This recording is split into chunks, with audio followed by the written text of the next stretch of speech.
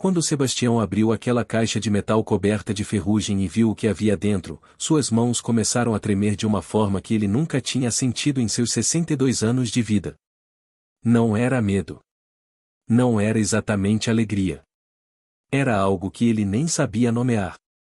Mas para entender por que aquele momento mudou tudo, precisamos voltar 3 meses, para o dia em que ele cometeu o que todos chamaram de maior loucura de sua vida.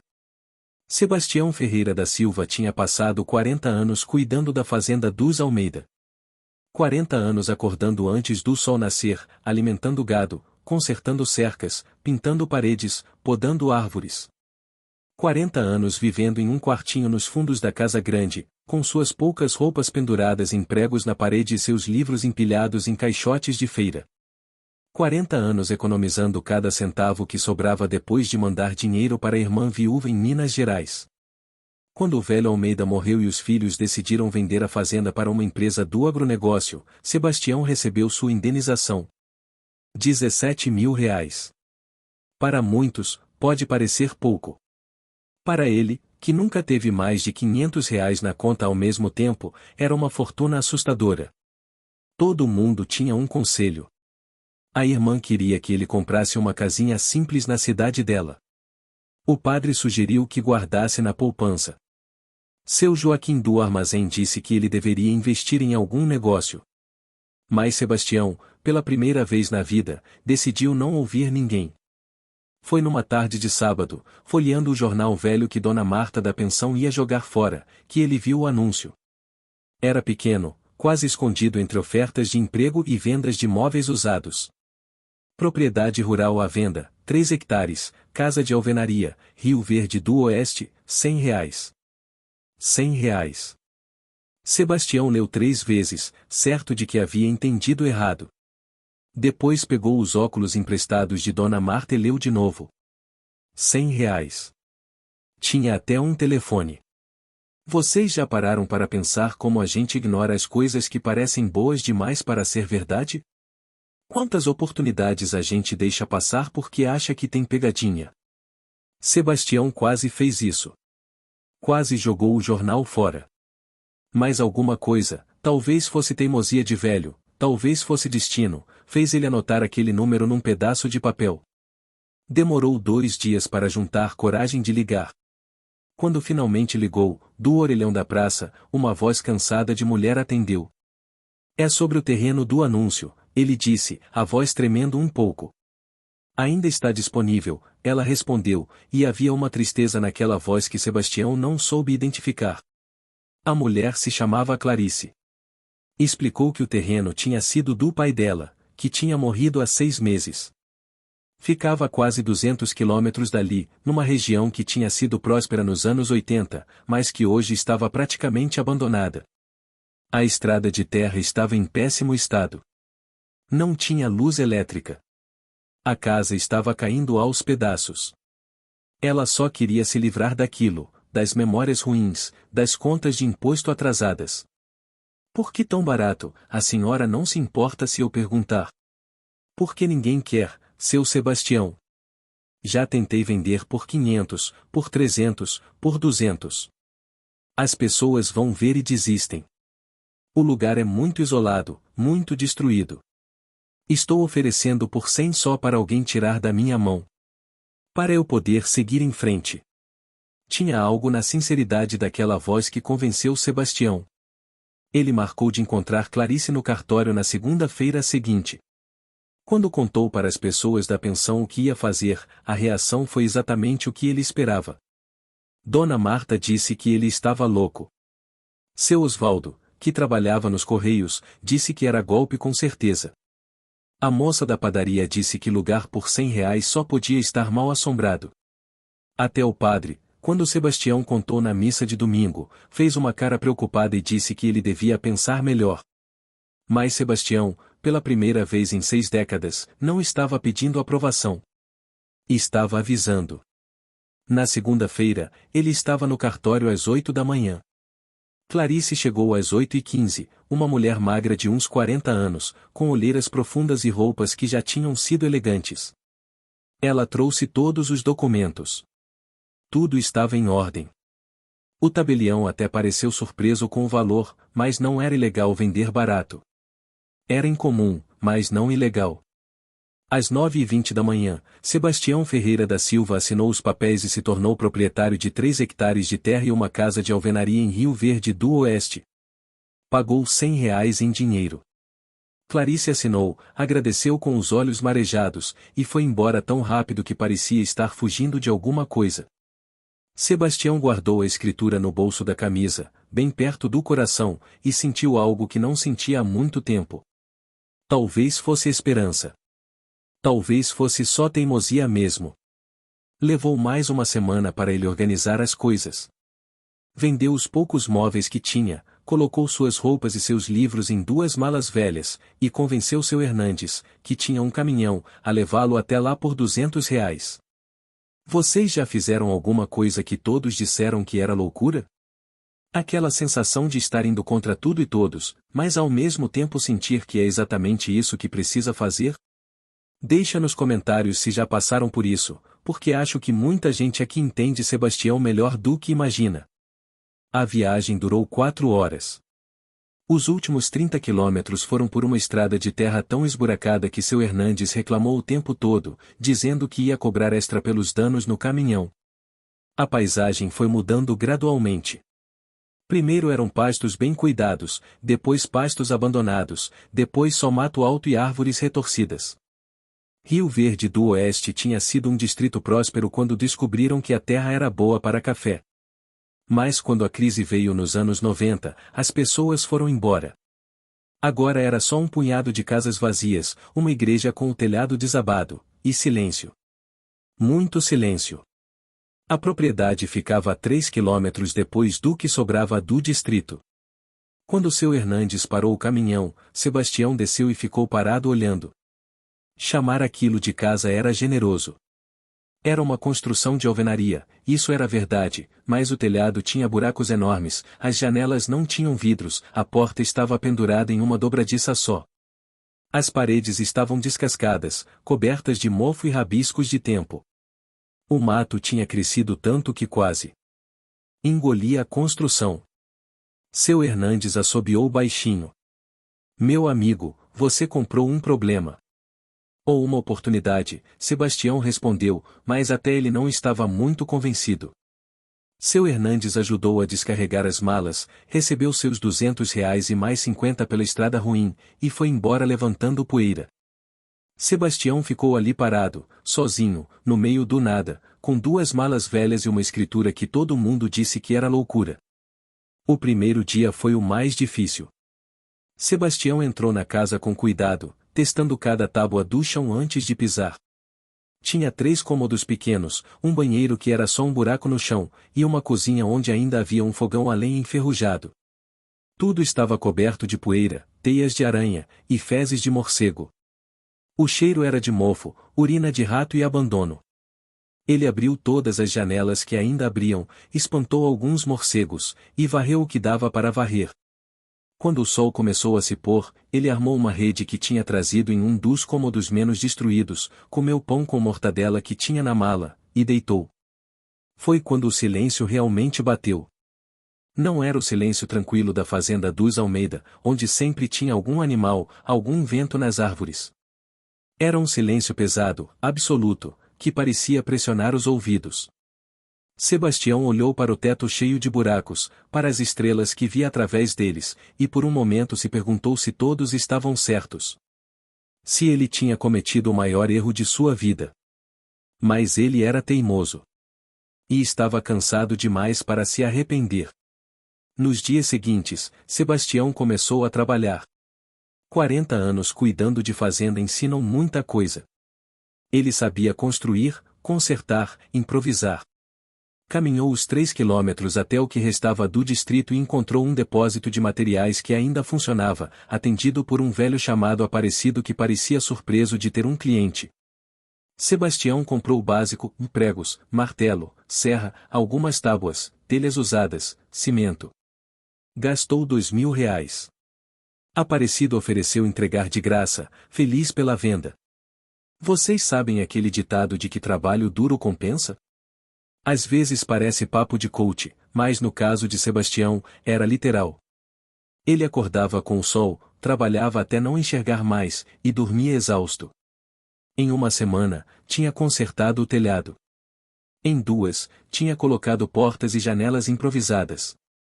Em 3, tinha limpado todo o terreno ao redor da casa.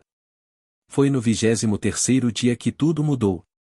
Sebastião estava cavando uma fossa perto da casa. O solo era duro, cheio de pedras, e o trabalho era cansativo. Ele estava a quase 1 metro de profundidade quando a pá bateu em algo que não era pedra. O som foi diferente. Metálico. Ele parou, enxugou o suor da testa, e cavou com mais cuidado.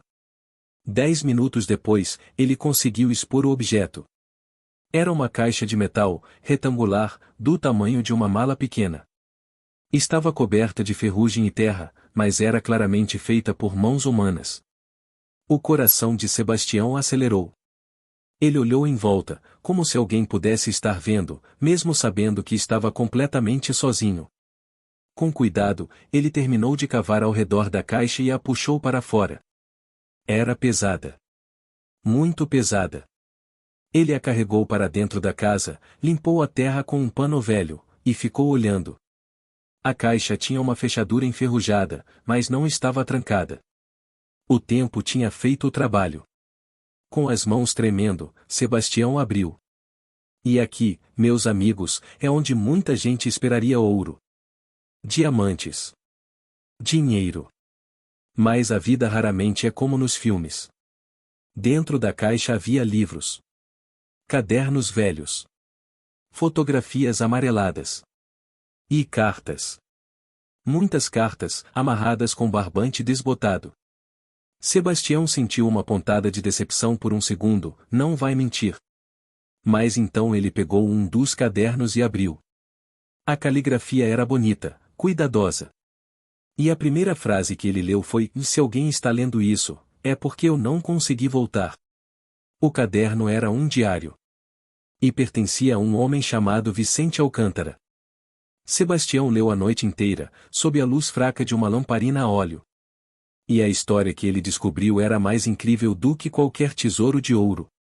Vicente Alcântara tinha sido um professor. Isso era nos anos 60, quando Rio Verde do Oeste ainda era um povoado crescente. Ele tinha vindo de São Paulo, fugindo da ditadura, porque tinha sido envolvido com movimentos estudantis. Tinha comprado aquele terreno e construído aquela casa com a ideia de viver escondido, quieto, até as coisas se acalmarem. Mas Vicente não conseguia ficar quieto. Ele começou a dar aulas para as crianças da região, de graça, na própria casa. Ensinava português, matemática, história. Os pais adoravam. As crianças adoravam. Vicente tinha encontrado seu lugar. Nos diários, ele escrevia sobre seus alunos com um carinho que emocionava. João, que não sabia ler aos 10 anos e aos 12 já devorava livros. Maria, que tinha talento para matemática mas a família queria que só ajudasse em casa. Pedro, que gaguejava mas tinha a alma de um poeta. Vicente escrevia: "Deles me salvaram tanto quanto eu tentei salvá-los." Ensinar não é dar conhecimento. É acender uma chama que já existe. É mostrar para uma criança que ela pode ser mais do que as circunstâncias onde nasceu. Sebastião virou página após página, completamente absorto. Mas então o tom dos diários mudou. Era 1969. A ditadura estava no auge. Vicente escreveu que homens de terno tinham aparecido no distrito fazendo perguntas. Alguém tinha denunciado que ele era subversivo. Um professor foragido de São Paulo. Ele tinha poucos dias, talvez horas. No último caderno, ele escreveu: "Estou enterrando estes diários e as cartas dos meus alunos. São minha única riqueza. Se eu não voltar, que alguém saiba que tentei.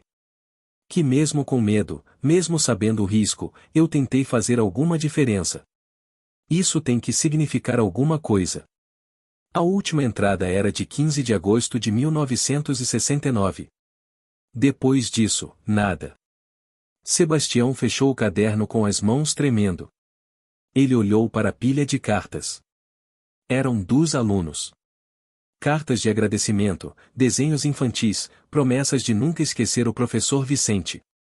E Sebastião, que tinha passado 40 anos cuidando da terra dos outros, que nunca tinha tido nada seu, que todos achavam que era um velho bobo que tinha comprado um problema por R$ 100, chorou. Chorou porque entendeu. Vicente tinha enterrado aquilo não como tesouro. Tinha enterrado como testemunho. Como prova de que tinha existido, de que tinha importado. Mas a história não termina aí. Não mesmo. Sebastião passou os próximos dias lendo tudo. Todas as cartas. Todos os diários. E uma ideia começou a crescer em sua mente.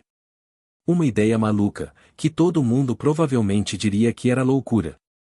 Mas ele já estava acostumado com isso. Ele pegou o ônibus, voltou para a cidade, e foi até a biblioteca pública.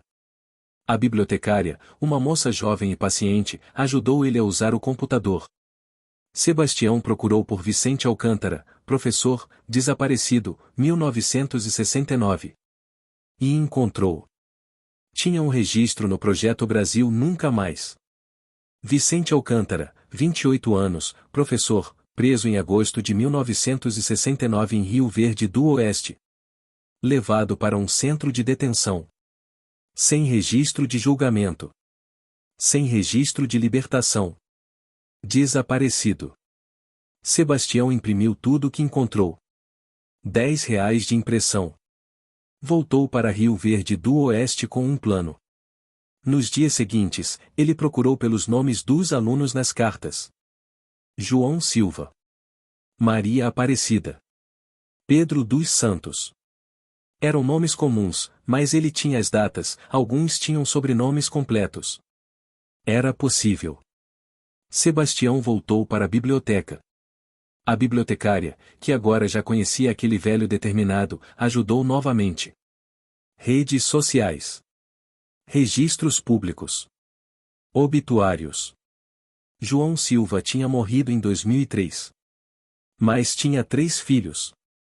Um deles, João Silva Júnior, tinha uma marcenaria em uma cidade a 80 quilômetros dali.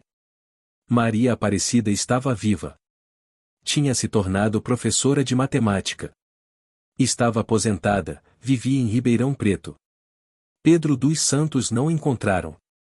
Mas tinham Paulo dos Santos, mesma idade aproximada, mesmo sobrenome, que vivia ainda em Rio Verde do Oeste, em uma das poucas casas que resistiram. Sebastião anotou tudo. E então fez algo que surpreendeu até ele mesmo. Pegou o telefone do orelhão e ligou para João Silva Júnior. Alô? A voz era de um homem de meia idade, cansado. Meu nome é Sebastião. O senhor não me conhece. Mas eu encontrei algo que pertenceu ao seu pai. Houve um silêncio. Como assim? Sebastião contou tudo. O terreno. A caixa. Os diários. As cartas. E no final, disse, seu pai escreveu uma carta para o professor dele. Um homem chamado Vicente. Eu tenho a carta aqui. Ele tinha 10 anos quando escreveu. Dizia que o professor Vicente tinha ensinado ele a ler, e que agora ele podia ler sozinho à noite, e que isso era mágico. Houve um silêncio longo do outro lado da linha. E então a voz voltou, embargada, de meu pai falava do professor Vicente. Sempre. Até morrer. Dizia que aquele homem tinha mudado a vida dele. Mas nunca soubemos o que tinha acontecido com ele. Um dia ele simplesmente sumiu. Sebastião sentiu um nó na garganta. Ele explicou o que tinha descoberto sobre Vicente. O desaparecimento. A ditadura. E então disse, Senhor João, eu queria fazer algo por esse homem. Pela memória dele. Ele merece ser lembrado. Não sei exatamente o que.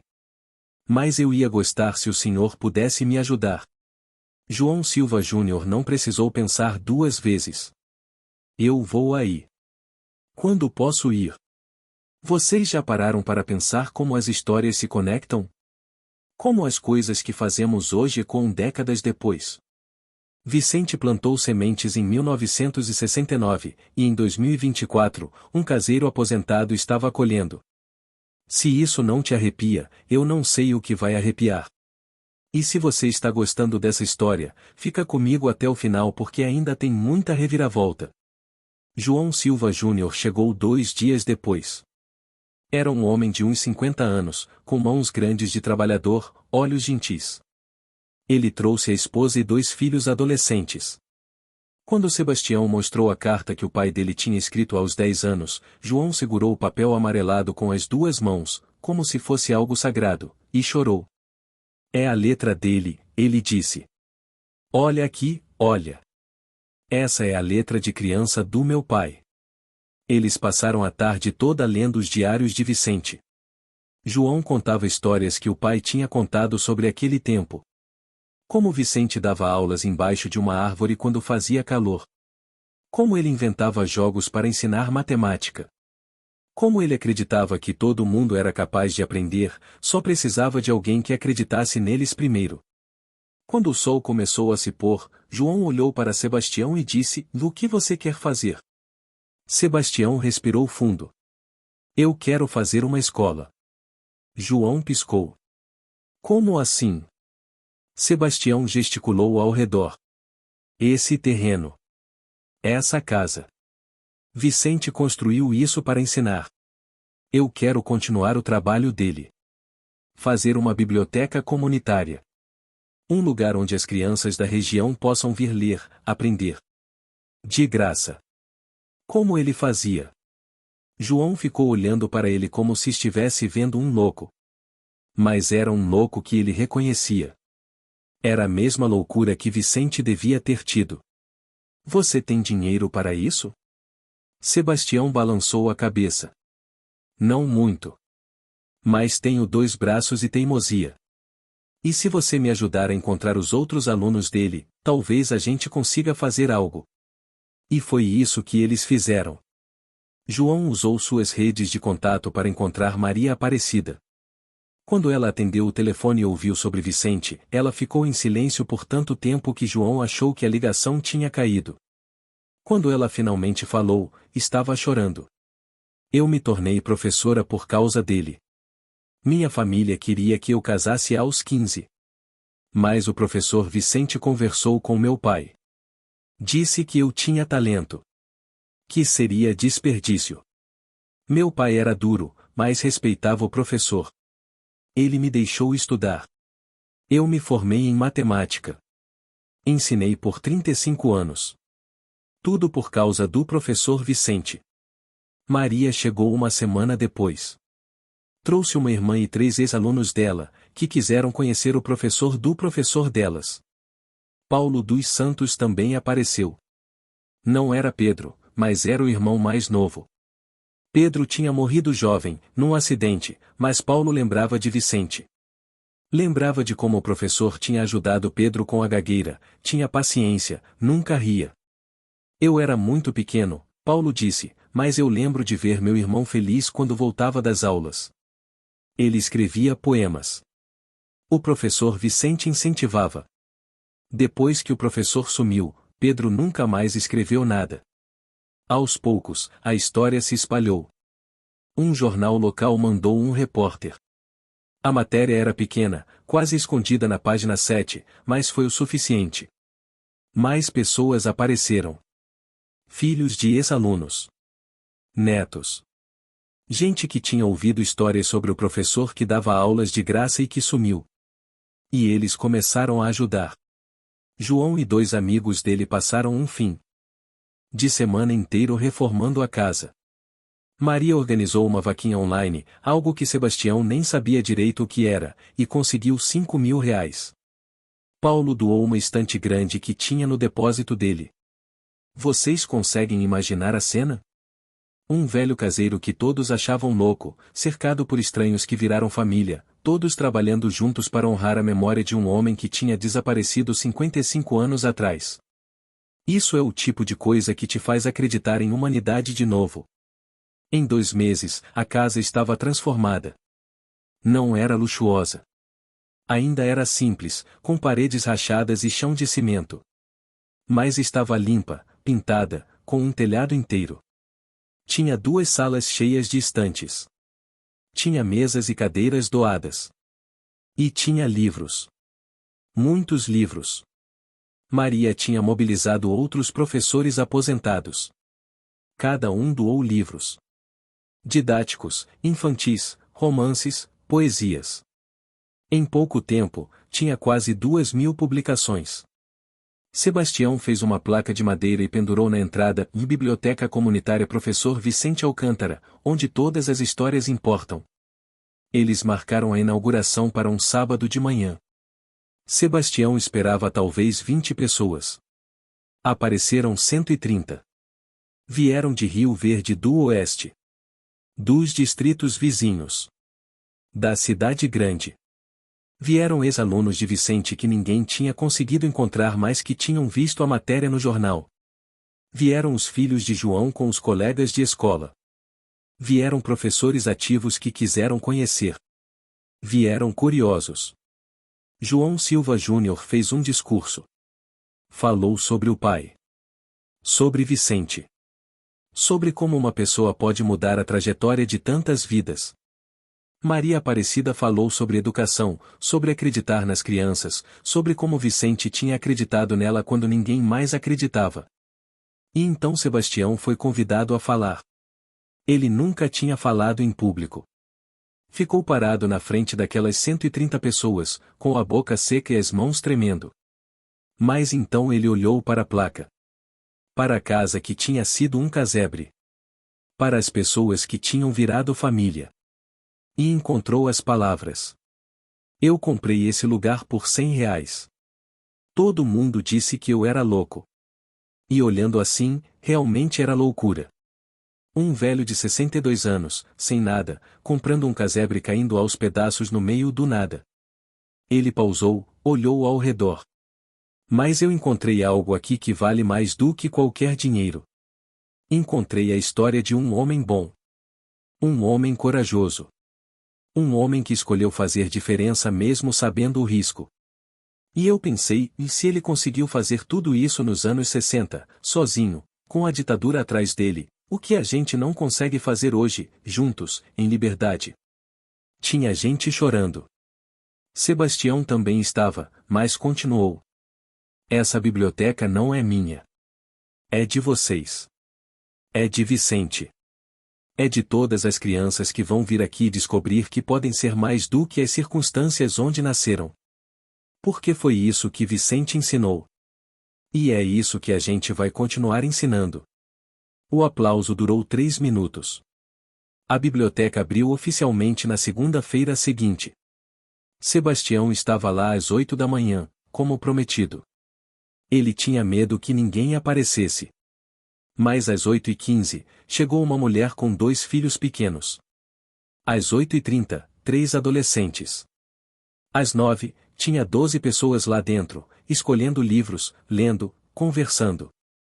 Sebastião pôs uma cadeira do lado de fora e ficou olhando com os olhos marejados. Maria apareceu por volta das 10, trazendo café e pão de queijo. E aí, proprietário? Como está sendo? Sebastião sorriu. Melhor do que eu imaginei. Maria sentou ao lado dele. Sabe o que o professor Vicente diria se estivesse aqui? Sebastião balançou a cabeça. Ele diria que você completou o trabalho dele. Que você deu continuidade à chama que ele acendeu. Ele ficaria orgulhoso. Sebastião limpou uma lágrima teimosa. Eu nunca estudei muito, sabe? Só o básico. Sempre achei que não tinha nada importante para fazer além de cuidar de terra alheia. Mas agora, sei lá, sinto que estou cuidando de algo meu. De algo que importa. É exatamente isso, Maria disse. Importa. E vai importar para muita gente ainda. Ela estava certa. Nos meses seguintes, a biblioteca se tornou o coração da região. As crianças iam depois da escola. Os adultos iam aos sábados.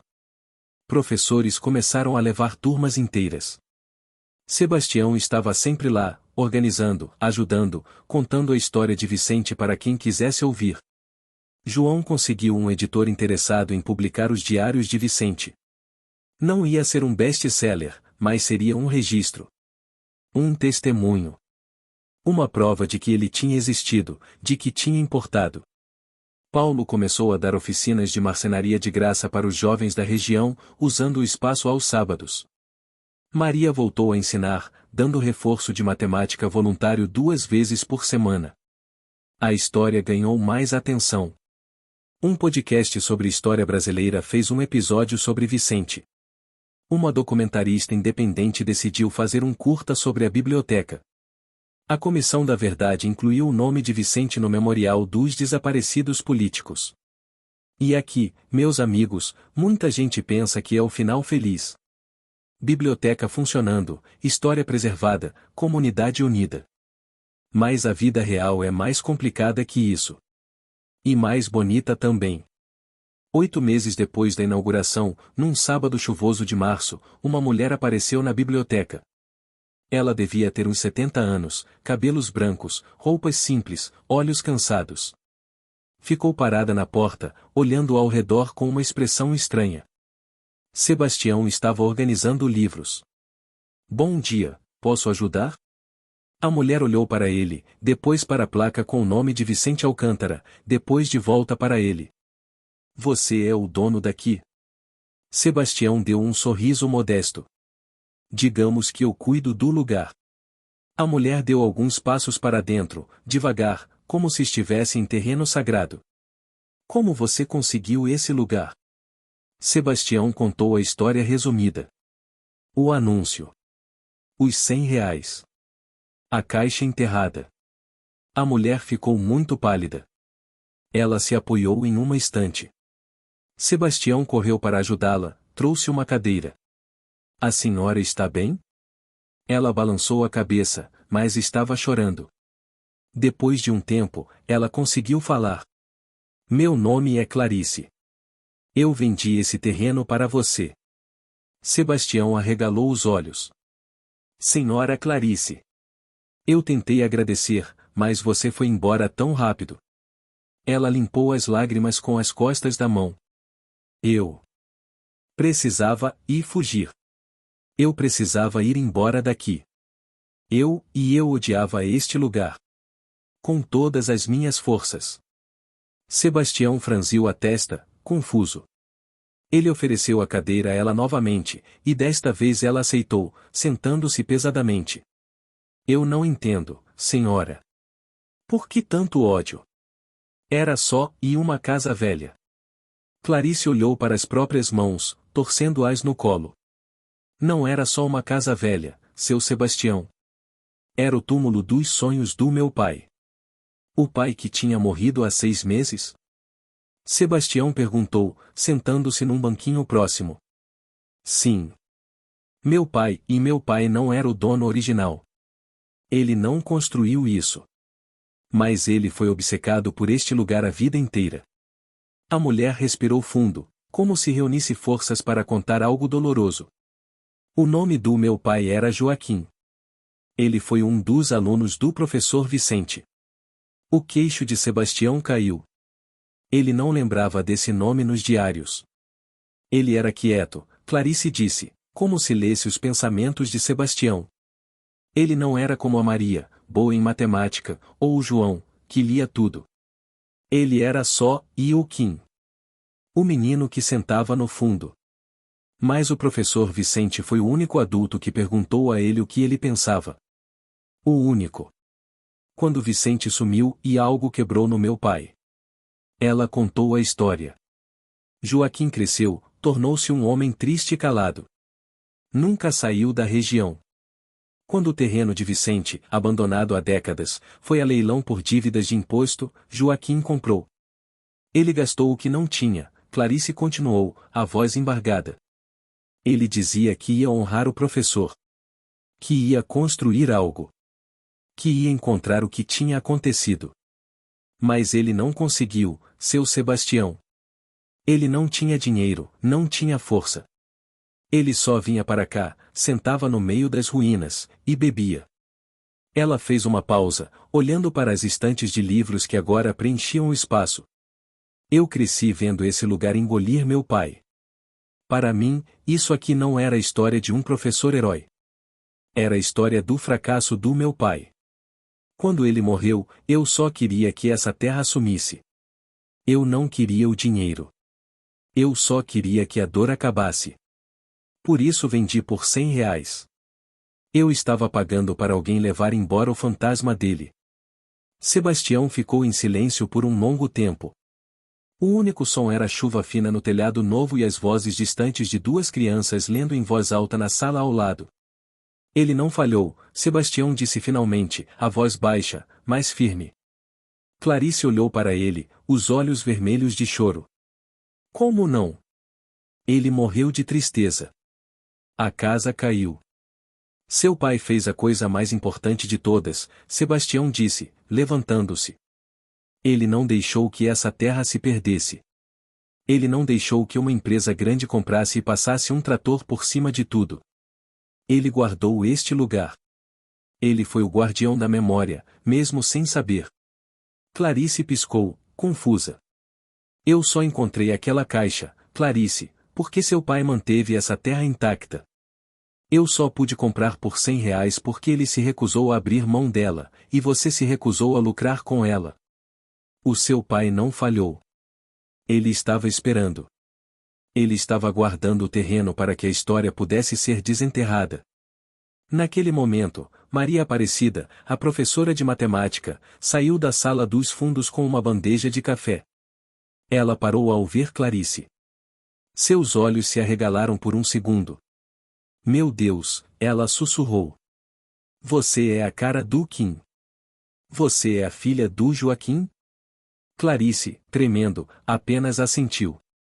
Maria colocou a bandeja na mesa mais próxima e foi até Clarice, pegando em suas mãos. Seu pai, e nós procuramos por ele. Eu lembro tanto dele. O professor Vicente sempre dizia que o Joaquim tinha o coração mais gentil de todos nós. Clarice desabou em choro, mas pela primeira vez, não era um choro de amargura. Era um choro de libertação. Maria a abraçou, e ali, no meio da biblioteca que não existiria sem elas, duas pontas da história de Vicente finalmente se tocaram. Sebastião deu um passo para trás, saindo da casa e ficando debaixo do pequeno alpendre que havia construído. A chuva estava parando. Ele observou as duas mulheres lá dentro, agora acompanhadas por João Silva Júnior, que tinha chegado para a reunião do fim de semana e olhava a cena, emocionado. Ele olhou para a placa que ele mesmo tinha entalhado, Biblioteca Comunitária Professor Vicente Alcântara.